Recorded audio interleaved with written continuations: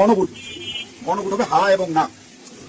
যদি আপনারা যারা আওয়ামী লীগ করেন, যারা অন্যান্য দল করেন, তাদের জ্ঞাতার্থে সুবিধার দাবি জানাচ্ছি, যদি হা জয়যুক্ত হয় কোনো ক্রমে, সারা দেশে যদি হা জয়যুক্ত মানে ভোটে জয়যুক্ত হয়, তাহলে এদেশের স্বাধীনতার পরে 72 যে একটা সংবিধান ছিল, শেখ মুজিবুর সাহেব করেছিল, ডক্টর কামাল হাতে লেখা, এই সংবিধান টোটাল ডমিট করে দেবো, মানে মুছে ফেলবো।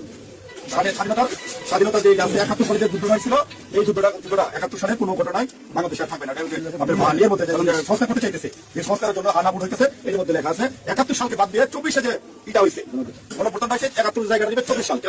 যদি হা জয়যুক্ত হয়, তাহলে আওয়ামী লীগ কিন্তু একটু এখন মানে কি জানি প্রজ্ঞাপনের মাধ্যমে আপনার স্থগিত অংশগ্রহণ করতে পারবে না। যদি হা জয়যুক্ত হয়, তাহলে আওয়ামী লীগ একবারে আর কোনো মিটিং টিটিং হবে না, মিটিং টিটিং চলতে উঠবে না।